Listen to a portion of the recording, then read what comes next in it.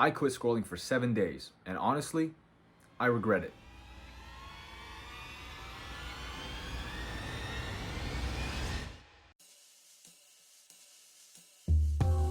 The rules were simple. No scrolling. That means no Instagram Reels, no YouTube Short, and no TikTok. It's just me and whatever my mind does without constant stimulation. I wanted to know, can I actually do this?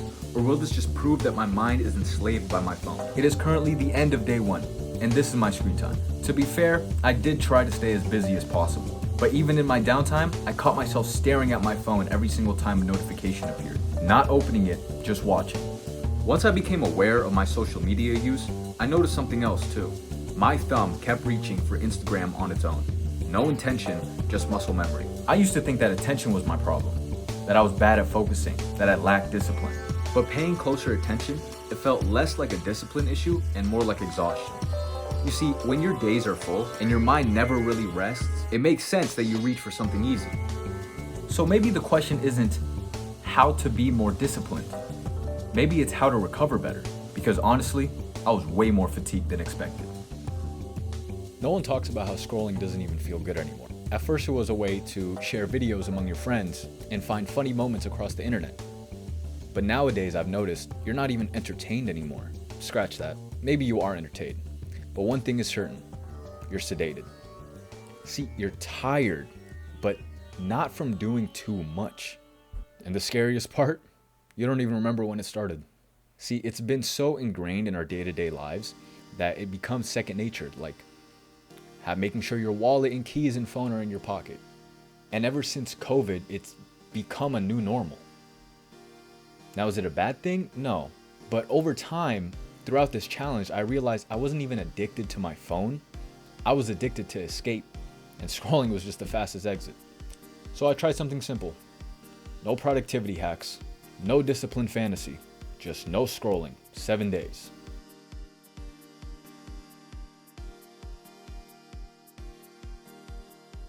Have you ever opened an app without thinking?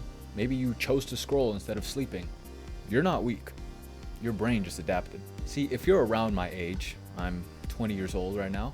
When we were younger, rest times were naturally built within our routines, right? We had school from morning to noon, and then the rest of the day to just do our homework or relax, hang out with friends, watch TV.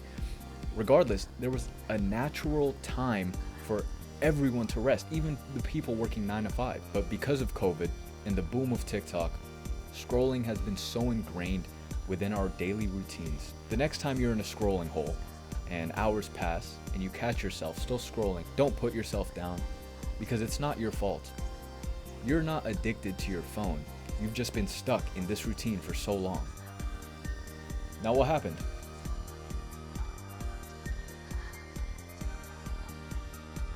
Okay, so what exactly happened over these 7 days? Why exactly am I doing this challenge, and why am I killing time with health advice? So I want to bring attention to the quiet problem that Evernote is trying to solve.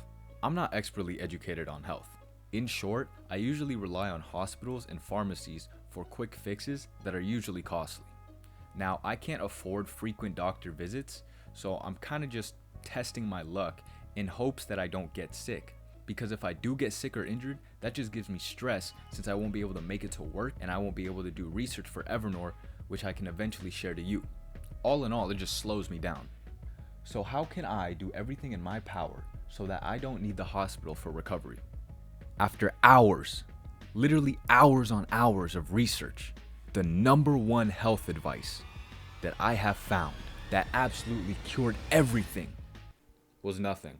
But I had more time than I expected, so I chose to start some healthy habits. Now, my regular social media usage isn't the craziest. Now, throughout this challenge, I did still incur some time on Instagram and social media, but that was just because I was DMing people. I even went as far as not looking at the reels that they send me, just straight text message responses. Now, like I said, my regular Insta usage isn't crazy, but that's still a few hours throughout my day that I could be doing something else with. Now, usually when I'm on breaks between my work periods, I just scroll on Instagram, right? And when I was no longer on my phone during these breaks, I noticed that my mind started to panic.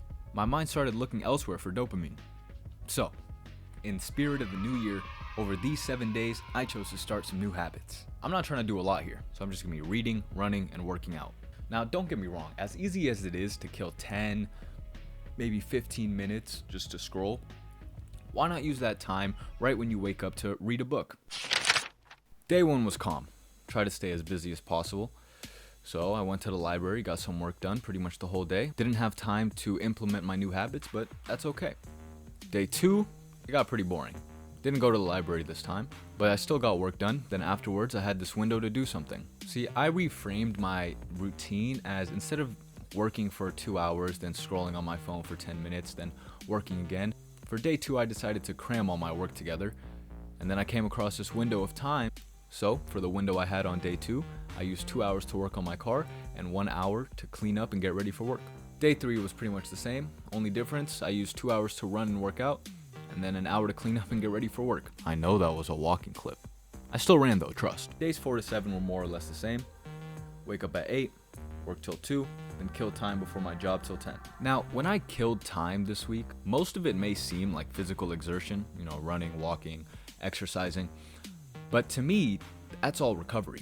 The way I look at it is, if you were to do nothing now and something were to happen, like you get sick or injured in the future, you're gonna recover slower, right? You're gonna naturally recover slower and look towards over-the-counter medicine to fix your situation. But a different way we can interpret this is to be doing something now so that you in the future can naturally recover faster instead of always relying on quick fixes. See, Evernor's main focus is longevity, and the main focus of this video isn't necessarily the 7 days without scrolling.